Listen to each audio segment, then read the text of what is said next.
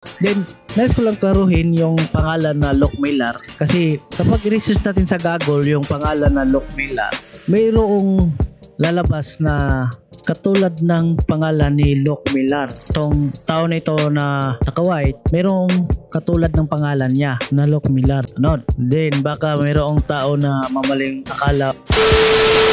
I don't ever slow up, no I don't take shit. I got no love for the fakeness. If you wanna play tough, I'm one day. Ngayong November 1, 2025, so pag-usapan ko lang dito yung video ko nung nakaraan, yung video ko sa part 47, yung tungkol sa topic sa video na ang nakatitle Discover the Deep Compositing Work for Planet of the Apes. So i-play natin itong video na ito. So diretso na ako sa 6 seconds manood. Everything that we put onto the screen has been considered and always anchored. So sa 11 seconds, ito yung makikita natin na dito sa 11 seconds, merong nakalagay dito na Locke Miller Visual Effects Supervisor Weta Digital. Then ito na video na ito, tungkol to sa movie na ang title War for the Planet of the Apes. Then sa ending sa movie na War for the Planet of the Apes, so nakalagay dito yung pangalan ni Locke Miller. Ito, dito sa pangalawa.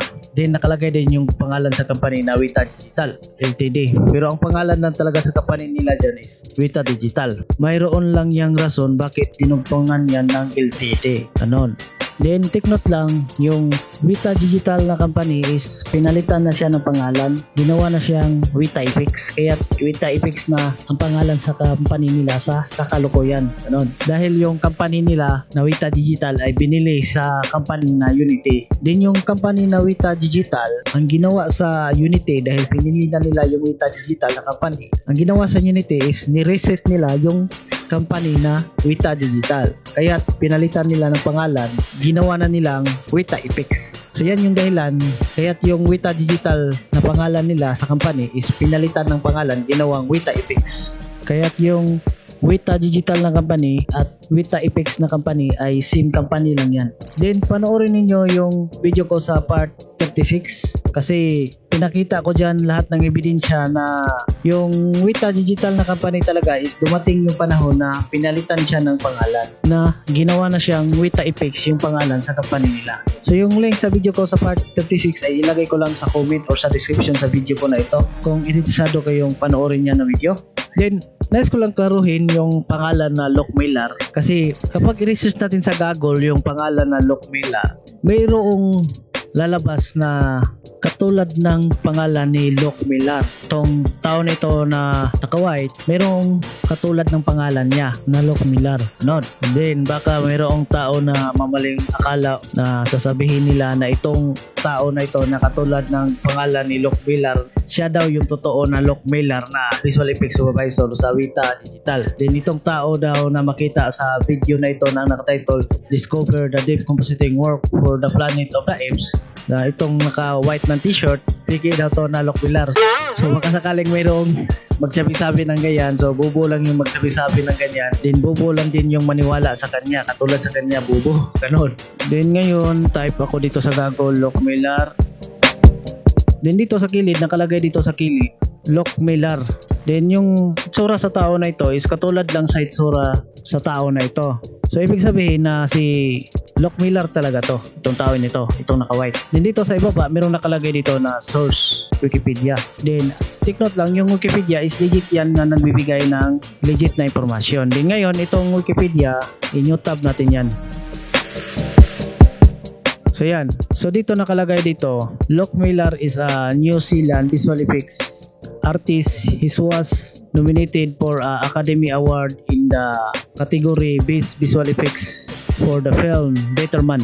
So yung Better Man is movie yan, title yan sa movie. Then si Locke Miller, siya yung visual effects supervisor yan sa movie na ang title Better Man. Ganon. So dito tayo magbibigay sa information na ito na galing sa Wikipedia, kasi yung Wikipedia legit yan na nagbibigay ng legit na informasyon. Ganon. So dito nakalagay dito, Locke Miller is a New Zealand visual effects artist. Ganon. Kasi yung Weta Digital na company, naka-base yan sa New Zealand na lugar. Kaya yung mga movie na involve yung Weta Digital na company sa paggawa ng VFX sa movie na yun, kung tingnan natin sa ending sa movie, katulad sa movie sa War of the Planet of the Apes. So dito meron nakalagay dito na New Zealand kasi yung Weta Digital na company is nakabase yan sa New Zealand nga lugar. Ganon. Then karamihan na mga worker sa Weta Digital na company is taga New Zealand talaga ang lugar kung saan sila nakatira. Katulad kay Lock Miller, taga New Zealand siya katulad sa nakalagay dito na informasyon sa Wikipedia. Ganon. So i-X ko muna to. Then scroll natin sa ibaba, hanapin natin yung katulad ng pangalan ni Lock Miller. So dito sa X na social media account, merong kaparihan ng pangalan ni Lock Miller. Then i-new tab natin yan.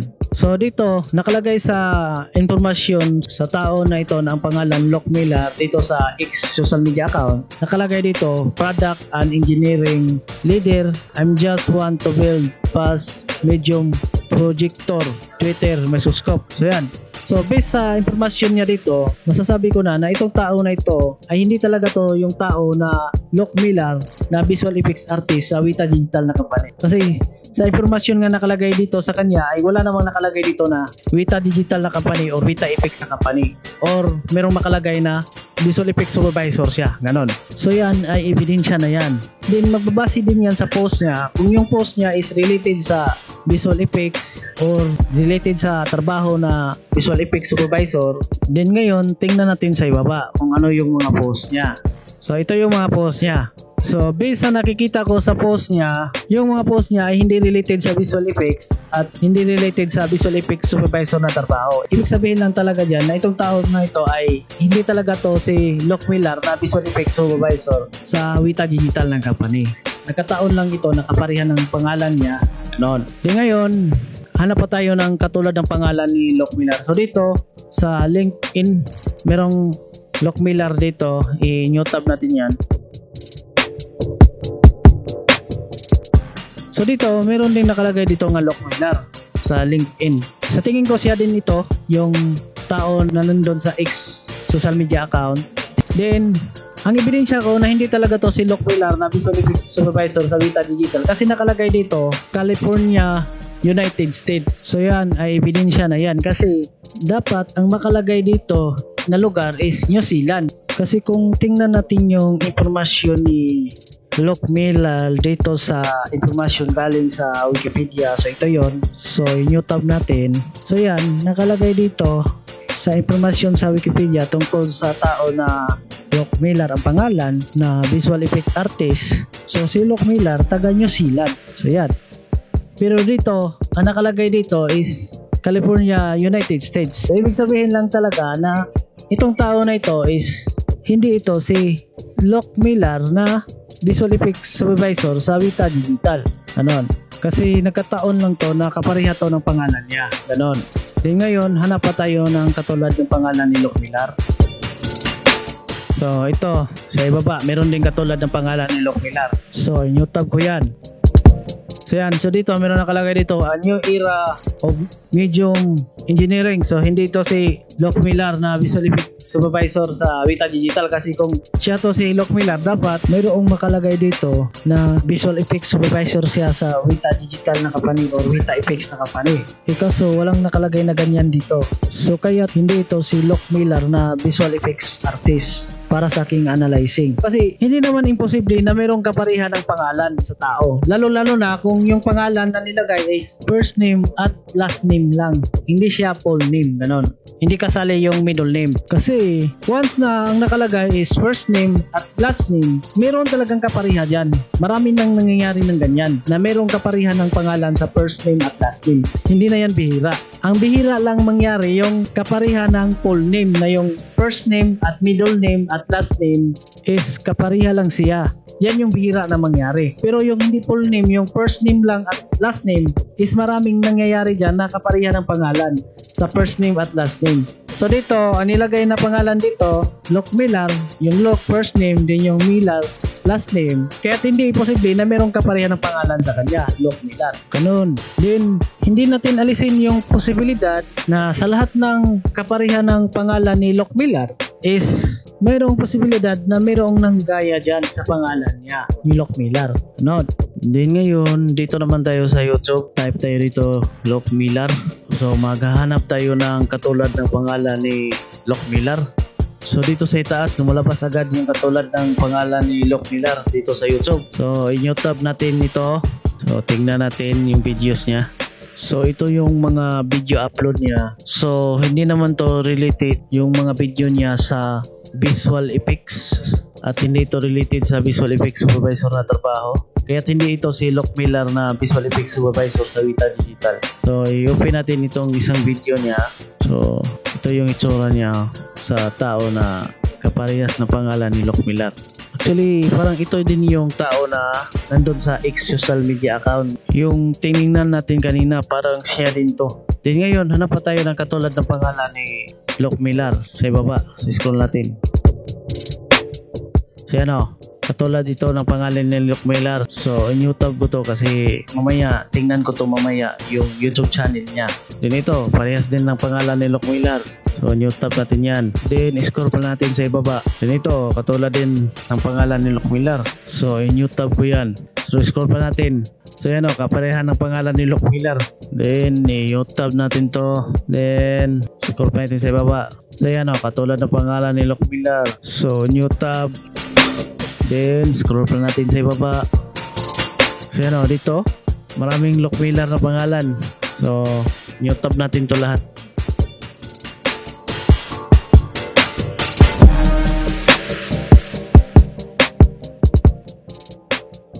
So scroll natin sa baba. So yan, new tab natin yan. So meron pa dito, new tab natin yan. So meron pa dito, new tab natin yan. Then ito, new tab din natin to. Then ito, new tab.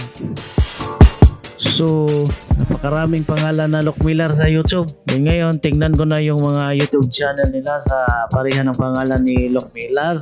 So kilatisin ko, i-propose sa inyo na itong mga YouTube channel na ito na katulad ng pangalan ni Lock Miller ay hindi talaga to yung Lock Miller na visual effects supervisor sa Wita Digital. Kasi itong mga YouTube channel na ito is kasing tulad lang ito ng pangalan ni Lock Miller na visual effects supervisor sa Wita Digital na company o sa Wita Effects na company. So tingnan natin tong isa. So ito ay hindi ito si Lock Miller na visual effects supervisor sa Wita Digital kasi ang content niya is about sa pagbabike. Then itong isa, ang content niya is about sa pag-gym. So ito is hindi ito si Lock Miller na visual effects supervisor sa Wita Digital. Then itong isa naman, din ito ang content niya is about sa mga sasakyan hindi din ito si Lock Miller na visual effects supervisor sa Wita Digital kasi kapareha lang to ng pangalan niya. Then itong isa naman, so ang video niya is about sa games naman to. So hindi ito si Lock Miller na visual effects supervisor sa Wita Digital kasi kapareha lang to ng pangalan niya. So i-X natin yan. Then ito, hindi ito si Lock Miller na visual effects supervisor sa Wita Digital kasi isa rin yung video niya. Yan. Then ito, hindi ito si Lock Miller na visual effects supervisor sa Wita Digital. Yan. Then itong iba na YouTube channel na katulad ng pangalan ni Lock Miller. So i-X na natin to yung iba kasi obvious na talaga to na hindi ito si Lock Miller na visual effects supervisor sa Wita Digital. So i-X na natin to. Pero sa tingin ko lang yung pangalan na Lock Miller talaga is marami talagang katulad. Sa tingin ko lang marami. Then siguro yung iba, nanggaya lang ng pangalan siguro. Pero sa tingin ko talaga is marami talagang pangalan na Lock Miller doon sa ibang bansa. Sa tingin ko lang. Then ngayon, i-prove ko naman sa inyo na itong tao na ito na makikita sa video na ito na ang title, Discover the Deep Compositing Work for Planet of the Apes. So kung i-open natin itong video na ito, so ito yung makikita natin sa 11 seconds. So i-prove ko sa inyo na itong tao na ito ay ito talaga si Lock Miller na visual effects supervisor sa Wita Digital na company. Kasi kung i-research natin sa YouTube yung pangalan na Lock Miller, maraming video na in-interview si Lock Miller about sa trabaho niya na visual effects supervisor sa Wita Digital na company or sa Wita Effects na company. So katulad sa video na ito na ang nakatitle Wita Digital's Lock Miller Talk Jungle Cruise #show. Then itong video na ito is naka-upload to sa YouTube channel na ang pangalan #show na mayroong subscribers na 31,000. So dito sa video na ito is in-interview si Loc Miller kung paano nila ginawa yung movie na ang title Jungle Cruise. Kasi involved dyan yung company na Weta Digital sa movie na yan. Then ngayon, i-play na natin itong video na ito. Got another VFX interview coming at you today. This time I sat down with Weta Digital in New Zealand. I didn't go to New Zealand, it was over Zoom. Anyway, I sat down with Luc Miller, who is the VFX supervisor for the new Disney film Jungle Cruise. There are a plethora of visual effects shots in this movie, and I sat down to the man with the plan, VFX supervisor Luc Miller. Take a look. Before we talk about Proxima or the water effects and that sort of thing, how many people are on your team, and how long did you spend working on this movie? Quite a while. I mean, it's funny because we finished it a while ago, and So yan. So itong tao na ito at itong tao na ito is pareha lang sila ng muka. Kaya isang tao lang to sila. Ito at ito ay isang tao lang to sila. Then may isa pang video niya nga in-interview din si Loc Miller. So ang title sa video na ito is Better Man Interview W/VFX Supervisor Loc Miller. So yan. Actually, marami tong video ni Loc Miller sa YouTube na in-interview siya kung paano nila ginawa yung mga VFX sa team nila, na ang role ni Loc Miller as a visual effects supervisor sa mga movie na yon. Pero hindi ko na yan isa-isahin, panoorin yan lahat, no? Then ito yung pinaka main na ebidensya ko, itong video din na in-interview si Loc Miller. So ang title sa video na ito is VFX Artists React to Bad and Great CGI 165-bit Weta effects. So dito sa video na ito is in-interview nila si Loc Miller habang nagbigay sila ng reaction sa movie clips sa movie. Then dito ang pangalan na sa company ni Loc Miller dito is Weta Effects na. Kasi ang company nila noon na ang pangalan Weta Digital ay pinalitan na ng pangalan, ginawa ng Weta Effects ang pangalan sa company nila. Then dito sa video na ito is tungkol to sa interview ni Loc Miller kung paano nila ginawa yung movie na ang title Better Man, kasi siya yung visual effects supervisor dyan, at kung paano nila ginawa yung movie na ang title Jungle Cruise, kanon. Then itong video na ito is naka-upload to sa YouTube channel na ang pangalan Corridor Pro. So yung Corridor Pro ay sikat to na YouTube channel, meron na itong 6.9 million subscriber, kaya hindi to sila magawa-gawa ng fake talaga. Kaya itong in-interview nila dito sa video na ito ay si Loc Miller talaga to na visual effects supervisor sa Weta Digital. So yan. So anyway, play na natin itong video na ito na ang naka-title VFX Artists React to Bad and Great CGI 165-bit Weta effects. So play. Hey, what's up? Welcome back to another episode of Visual Effects Artists React. Today we are joined by a very special guest from Weta Effects. Luc Miller, work at Weta Effects, recently finished working on the film Better Man. So yan, so ibalik natin dito sa 5 seconds. So play natin. Luc Miller, work at Weta Effects. So dito ang nakalagay lang dito is Loc, yung first name niya. Then pangalan sa company nila na Weta Effects, yung name na sa company nila. So ang ebidensya ko na Loc Miller talaga ang pangalan sa tao na ito na naka-white, kasi sinabi niya mismo yung pangalan niya. So ibalikan natin ulit yung sa 5 seconds. So play natin. Luc Miller. So yan, so klarong-klaro na binanggit niya nga Loc Miller. Luc Miller. So ibig sabihin ang pangalan sa tao na ito is Loc Miller. Then kaso lang ang nilagay dito is yung first name lang niya na Loc, hindi nilagay yung last name niya nga Miller. So ang binanggit niya sa video na ito sa tao nga naka-white is Loc Miller work for Weta Effects. Luc Miller, work at Weta Effects. So yan yung binanggit niya. So ibig sabihin doon sa sinasabi niya nga Loc Miller work for Weta Effects, so ibig sabihin doon yung pangalan niya is Loc Miller, then nagtrabaho siya sa company na Weta Effects, kanon. Kaya nakalagay dito yung pangalan niya nga Loc, din sa ibaba yung pangalan sa company kung saan siya nagtrabaho. Ang pangalan sa company Weta Effects, kanon. Then ang ebidensya ko na itong tao na ito na naka-white, ang ebidensya ko na ang pangalan talaga niya is Loc Miller, kasi yung mukha niya is katulad lang sa tao dito sa video na ang title Discover the Deep Compositing Work for Planet of the Apes. So sa 11 second, ito yung makikita natin na tao. Ang pangalan niya Loc Miller. Din ang itsura sa tao na ito is katulad lang sa hitsura dito sa tao na ito na nakasuot ng sombrero. Kaya itong tao na ito na nakasuot ng sombrero is si Locke Miller talaga ang pangalan niya. Ano? Kasi ito na tao at ito na tao na ang pangalan Locke Miller ay isang tao lang to sila. Kasi klarong-klaro naman na magkamukha sila talaga.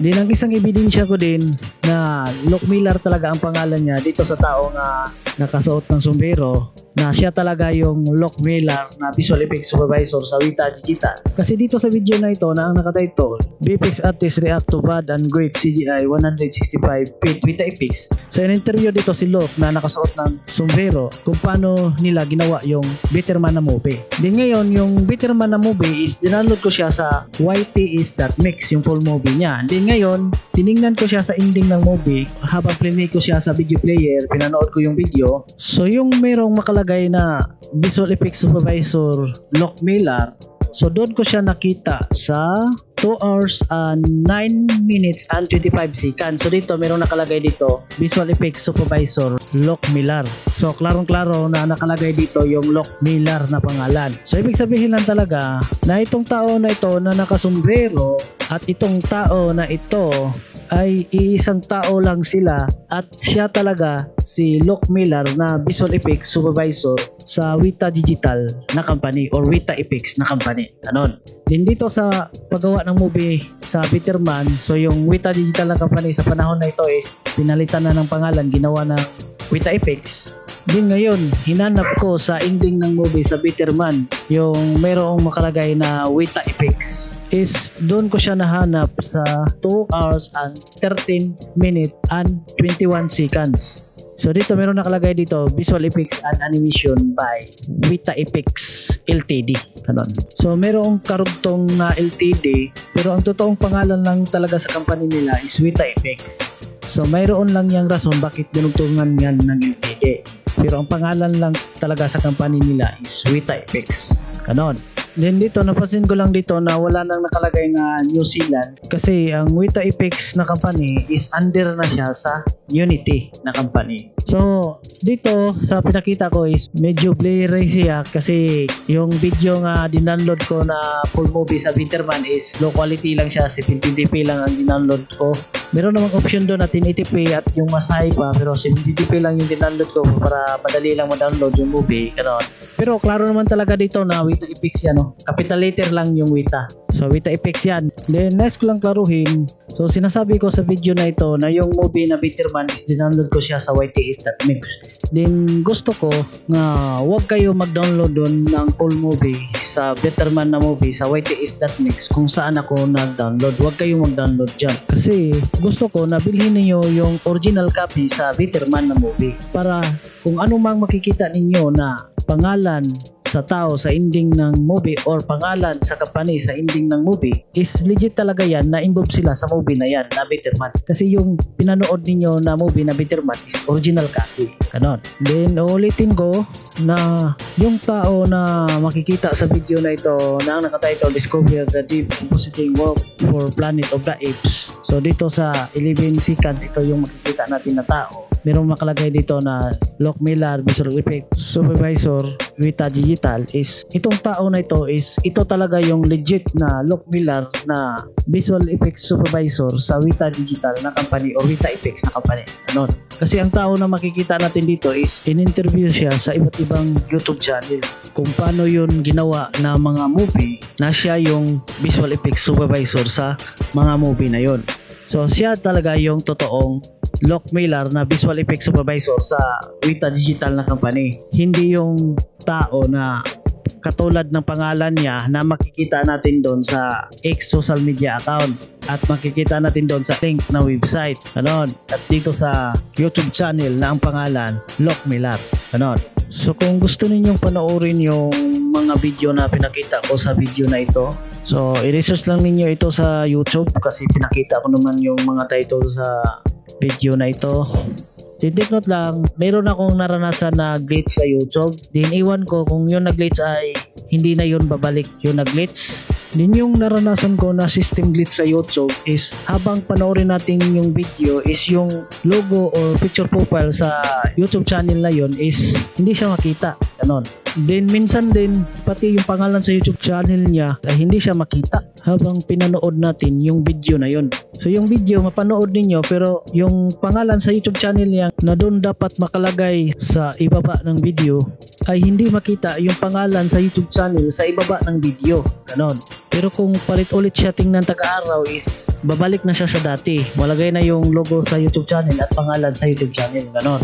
So ito is pinaliwanag ko ito kasi kung i-research ninyo sa YouTube yung mga video na pinakita ko dito, then pag-research ninyo matitimingan na may glitch na mangyari kasi pag-research ninyo doon is hindi nakita yung picture profile or logo sa YouTube channel habang pinanood ninyo yung video na yon. So pagkamalan ninyo na hindi yon na YouTube channel na pinakita ko sa video ko, ganon. O kung yung maranasan ninyo yung pangalan sa YouTube channel na yun ay nawala, hindi siya nakita kasi may ganyang klaseng glitch din. Then sasabihin naman niyo na yung YouTube channel na pinakita ko sa video ko ay hindi yon nag-i-exist. Ganon. So kaya pinaliwanag ko ito na glitch lang yan kapag ganyan yung maranasan ninyo. So ang gagawin lang ninyo dyan para babalik yan sa dati. So tingnan lang ninyo palit ulit yan taga-araw. Sure ako 100% na babalik din yan sa dati. Na malagay na yung logo or picture profile sa YouTube channel niya. Or mabalik na malagay yung pangalan sa YouTube channel niya. Kasi glitch lang yan, hindi yan permanent. Babalik din yan sa original, ganon. So ang advice ko sa inyo, huwag kayong agad-agad maniwala sa unang naranasan ninyo habang ni-research niyo yon na video na yon. Kasi ang sistema sa computer ay sadyang nakakalito, pabago-bago at mayroong glitch, ganon. Kaya huwag kayong maniwala sa unang tingin lang ninyo. Kasi kailangan na doon kayo maniwala habang paulit-ulit na ninyong tiningnan. Ganon, take note lang para hindi kayo mamaling akala.